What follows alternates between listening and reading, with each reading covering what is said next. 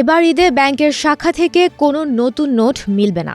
ঈদ উল ফিতর উপলক্ষে আগামী ১৯ মার্চ থেকে ৫, ২০ ও ৫০ টাকার নতুন নোট বাজারে ছাড়ার ঘোষণা দিয়েছিল বাংলাদেশ ব্যাংক। কিন্তু শেখ মুজিবুর রহমানের ছবি থাকায় ঈদের নতুন নোট বিতরণ স্থগিত করেছে কেন্দ্রীয় ব্যাংক।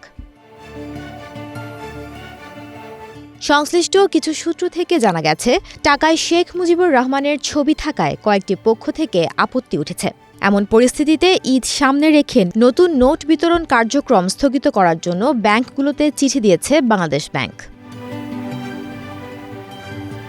এ বিষয়ে জানতে চাইলে বাংলাদেশ ব্যাংকের মুখপাত্র ও নির্বাহী পরিচালক আরিফ হোসেন খান বলেছেন, এবার ঈদে নতুন নোট বিনিময় করা হবে না।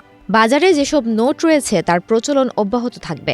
পাশাপাশি ব্যাংকের শাখায় যে নতুন নোট গচ্ছিত রয়েছে তা বিনিময় না করে সংশ্লিষ্ট শাখায় সংরক্ষণ করার জন্য বলা হয়েছে। চিঠিতে পরামর্শ দেওয়া হয়েছে যে সমস্ত নগদ লেনদেন পরিচালনা করার জন্য পুনঃপ্রচলনযোগ্য নোট ব্যবহার করার ব্যবস্থা গ্রহণ করা হোক। এর আগে বাংলাদেশ ব্যাংক বিজ্ঞপ্তিতে জানিয়েছিল, পবিত্র ঈদ উল ফিতর উপলক্ষে নতুন টাকা পাওয়া যাবে ১৯ মার্চ থেকে। এবার ৫, ২০ ও ৫০ টাকার নতুন নোট দেওয়ার কথা ছিল।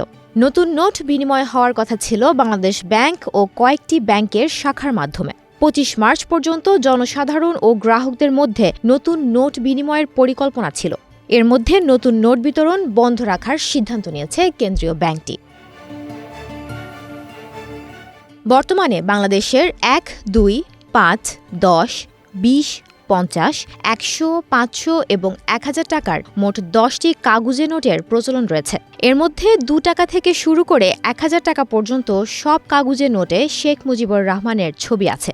কোনো কোনো নোটের দুপাশেই শেখ মুজিবের ছবি রয়েছে। এছাড়া ধাতব মুদ্রাগুলোতেও তার ছবি রয়েছে। নতুন করে নোটের নকশার যে প্রস্তাব চাওয়া হয়েছে, সেখানে শেখ হাসিনা সরকারের সময় ছাপানো নোটের ডিজাইন পরিবর্তন হবে এবং শেখ মুজিবের ছবি থাকবে না বলে জানিয়েছেন সংশ্লিষ্টরা। ওই নোটে শেখ মুজিবের জায়গায় ধর্মীয় স্থাপনা, বাঙালি ঐতিহ্য এবং জুলাই বিপ্লবের দোলচিত্র বা গ্রাফিতি যুক্ত হবে বলে জানা গিয়েছে।